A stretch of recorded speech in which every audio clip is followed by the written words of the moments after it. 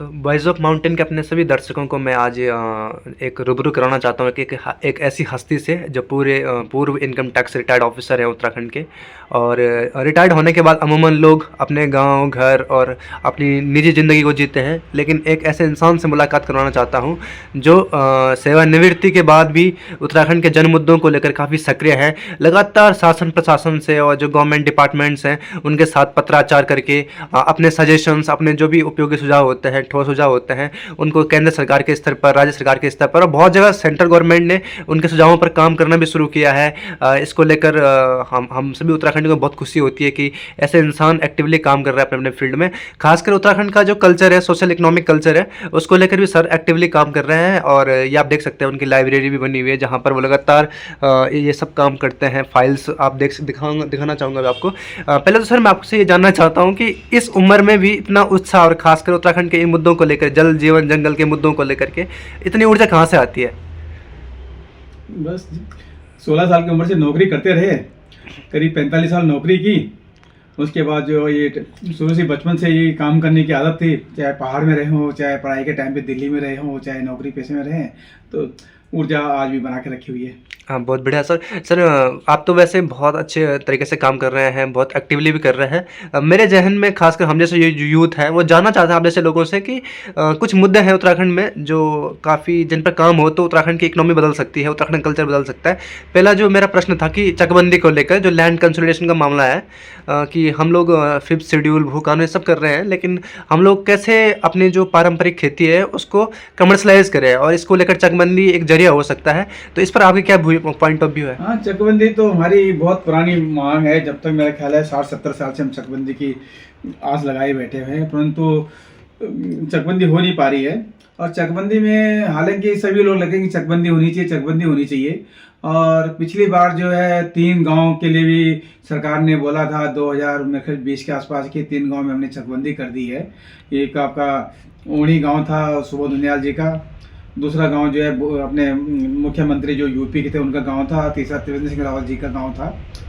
तो मैंने भी गवर्नमेंट को लिखा था इस मामले में कि जब इन 3 गांव में आपने चकबंदी का काम शुरू कर दिया है, कम या ज़्यादा प्रॉब्लम हर गांव में वही प्रॉब्लम है जो इन 3 गांवों में है। तो जब इन 3 गांव में आपने चकबंदी शुरू कर दी, बाकी गांव में क्यों नहीं करा रहे हैं? परंतु मेन प्रॉब्लम क्या है कि इसमें आपने देखा कि प्लान हो गया है। काफ़ी लोगों ने हमारे यहाँ ऋषिकेश में हैं, कुछ लोग आपके हल्द्वानी में बसे हैं, कुछ रामनगर में बसे हुए हैं, कुछ कोटद्वार में बसे हुए हैं। 50-60 साल पहले जो है उन्होंने अपनी ज़मीन जो है उनके मम्मी पापा ने या दादा दादा ने किसी और को बेच दी है। और उसकी सबसे पहला स्टेप ये है कि वो ज़मीन जो प्रेजेंट जिसके पास है उनके नाम पे हो जाए, तभी तो आप जो चकबंदी बोलेंगे कि तभी दावा करेंगे ज़मीन मेरी है। पहला बिंदु ये है। दूसरा बिंदु है कि पहाड़ों में जो है आधे ही गाँव जो करीब 3000-4000 फीट के हाइट पे जो गांव है और जहां अब खेती बाड़ी बहुत कम रह गई है, वहां चीड़ ने जो है आच्छादित कर लिया है।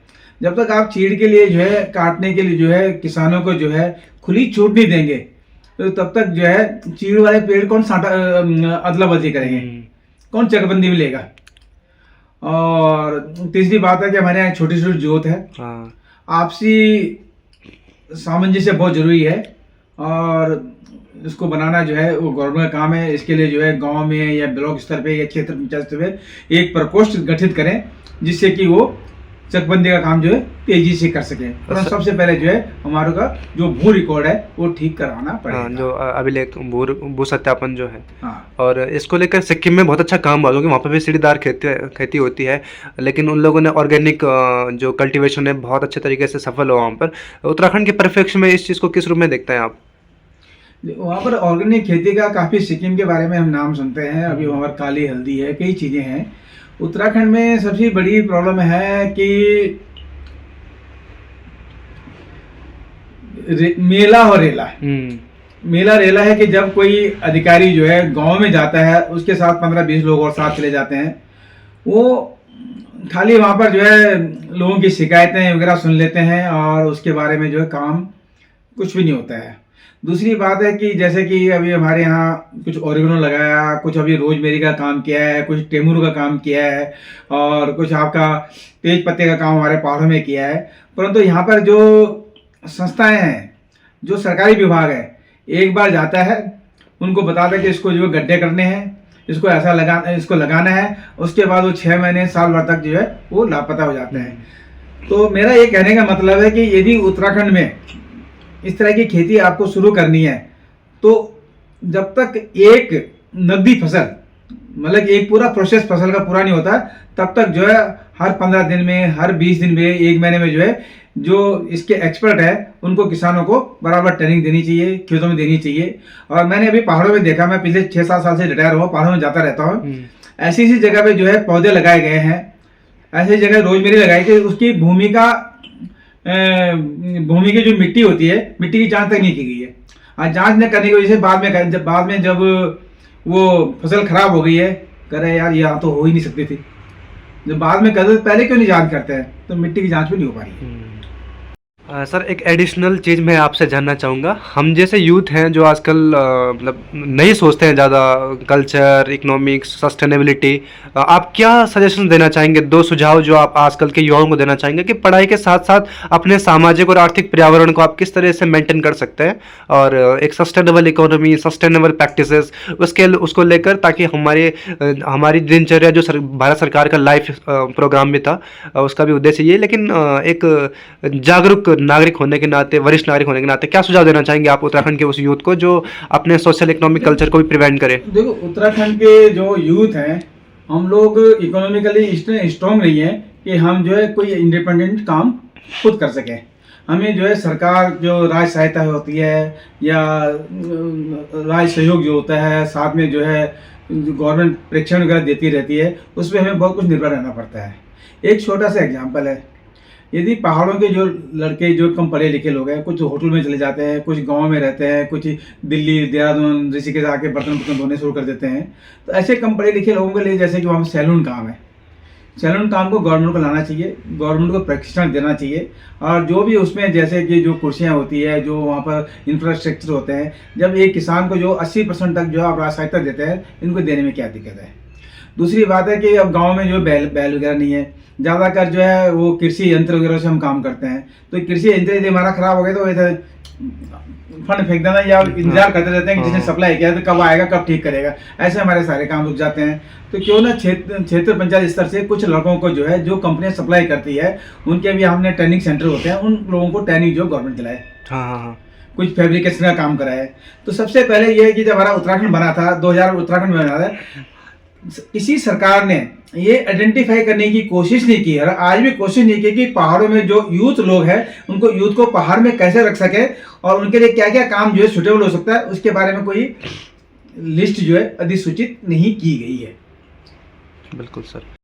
दर्शकों, आप सभी की जानकारी के लिए बता दूं कि आदरणीय नौटियाल जी, गहंजा उत्सव जो उत्तराखंड का बहुत ही पारंपरिक व्यंजन है और उत्तराखंड के जो सांस्कृतिक रीति रिवाज हैं, परंपराएं हैं, उत्सव है, उन अवसरों पर उत्तराखंडी घरों में मनाया जाता है। लेकिन आजकल लोग अपने पारंपरिक व्यंजनों को भूल रहे हैं। जहाँ हम राजस्थान में जाते हैं तो हम बड़े शौकीन होते हैं कि हमें दाल बाटी चूरमा खाना है, हम बिहार जाते हैं तो हम लिट्टी चोखा को ढूंढते हैं, लेकिन जब बात आती है अपने स्थानीय लोक व्यंजनों की, तो हम लोग एकदम मुँह मोड़ लेते हैं कि क्या है, मोटा अनाज है, ये सब हम बहुत इन्फीरियरिटी कॉम्प्लेक्स फील करते हैं उस चीज़ को लेकर। तो सर आप बताइए कि आप किस तरह से इसको, आप ब्रांड एम्बेसडर भी है इसके, तो आप कैसे प्रमोट कर रहे हैं इसको और इसको लेकर एक सामान्य समझ क्या है गहंजा उत्सव को लेकर के? सबसे पहले पिछले साल जो है 2023 में जो है उन्हें गहंजे के बारे में जो है, जब श्री अन्न का जो है भारत के प्रधानमंत्री के आह्वान पे जो है अंतर्राष्ट्रीय मोटा अनाज वर्ष मनाया गया था, तो मैंने उस टाइम जो है अपने पहाड़ के 7 त्योहारों को आइडेंटिफाई किया,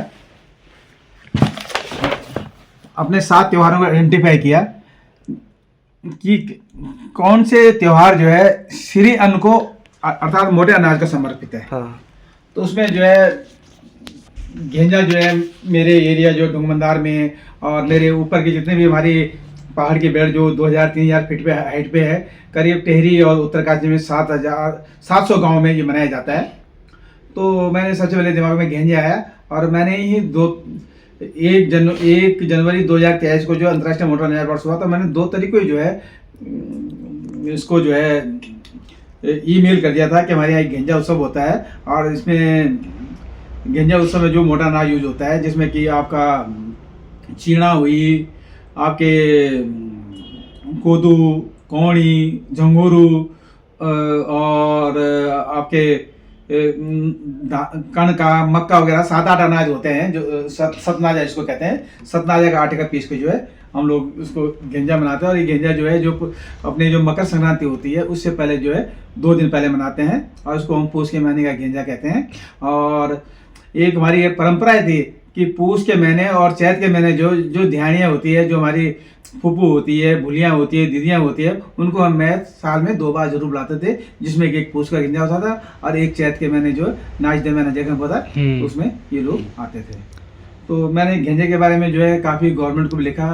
पिछले साल जो है 2024 में, पिछले साल इसी साल जो है गेंजा उत्सव 2024 जो है उपली रंगोली पट्टी में जो है वीरेंद्र रावत जी ने हरेवल गांव में जो है गेंजा उत्सव मनाया। वहाँ पर 300 महिलाओं को इकट्ठा किया, 300 महिलाओं को उनकी प्रतियोगिता की है। उत्तराखंड गवर्नमेंट ने भी कृषि विभाग को लिखा है कि जो गेंजा उत्सव है या अंदर अन्य जो मैंने 6-7 अनाज जैसे कि चक्रौता में पौधों का निर्माण पर्व मनाया जाता है, तो उनके बारे में उन्होंने लिखा कि जब ये त्यौहार होते हैं तब जो है लोगों को पूरा सहयोग दिया जाए। हाँ बिल्कुल। तो इस बीच में जो है मैंने अभी जो है जो बीना भट्ट जी हैं, निदेशक सांस्कृतिक विभाग है, उनसे भी मिला था और उनको गेंजे के बारे में पूरा एक प्रतिवेदन दिया था।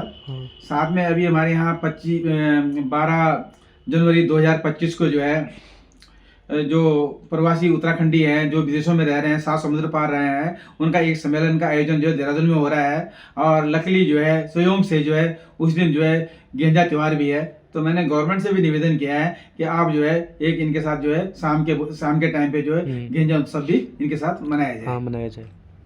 तो ये गेंजा को लेकर मतलब जो आम समझ थी एक पहाड़ी होने के नाते वो आपने शेयर किया। सर एक एडिशनल प्रश्न ये है कि आप विजय जरदारी जी हैं जो बीज बचाओ आंदोलन के प्रणेता हैं उत्तराखंड में, और उनका एक कॉन्सेप्ट है कि 12 नाजा 12 खाजा। तो इसको लेकर आप क्या कुछ करना चाहेंगे, क्योंकि मेरी भी बहुत कम अंडरस्टैंडिंग है इसको लेकर, मैं अपनी भी जानकारी बढ़ाना चाहूँगा। मैं विजय जरदारी जी का बहुत धन्यवाद देता हूँ। एक दिन रात को 8 बजे मैं उनके गाँव पहुँच गया था और उस दिन जो है पहली बार जो मैंने गर्म एंड से और दूध उनके घर खाया। करीब 1 घंटा उनके साथ बैठा रहा और उसके बाद जो 9 बजे हम देहरादून आ गए थे। और विजय 12 नाजा हमारा गायब होता जा रहा है और 12 नाजा हमारा तभी बच सकता है कि जब हमारे यहाँ पहाड़ में मंडुए की फसल बचे। एक मंडुआ ऐसा होता है, मंडुआ आपने गांव में देखा होगा कि मंडुए के साथ जो कई चीज़ें होती है, तक हम सोटा बंदा, काली दाल बोते हैं, गैत बोते हैं, उसके साथ तिल होते हैं और मार्च होते हैं, भंजीर होती है। तो उसके साथ 12 नाजा। तो यदि सरकार जो है मंडुए को प्रमोट करते तो साथ साथ में 12 नाजा को भी उनके साथ प्रमोट कर सकते हैं। अच्छा, इसमें सारे जो कोणी, झंगुरू, मार्चू ये सब मतलब कौड़ी क्या अलग फसल होती है। कौड़ी मंडुए के साथ नहीं होती है। अच्छा। झंगुरू और कौड़ी अलग अलग, कौड़ी और झंगुरू इकट्ठे हो जाते हैं, परंतु जो अपना ये 12 नाजा की कैटेगरी में है इन द सेंस। हाँ 12 नाजा की कैटेगरी में है, परंतु 12 नाजा 12 खाजा। तो 12 नाजा तो ये होता है कि हमारे खेतों में 12 नाजा होता है। अच्छा। तो 12 नाजों की आप एक मुझको तो मेरे पास सूची है 12 नाजे की। ठीक ओके। जय उत्तराखंड, पहाड़ से जुड़ी खबरों को वॉइस ऑफ माउंटेन्स आपके लिए लगातार ला रहा है।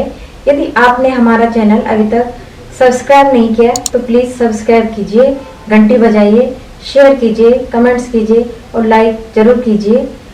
देखते रहिए वॉइस ऑफ माउंटेन्स।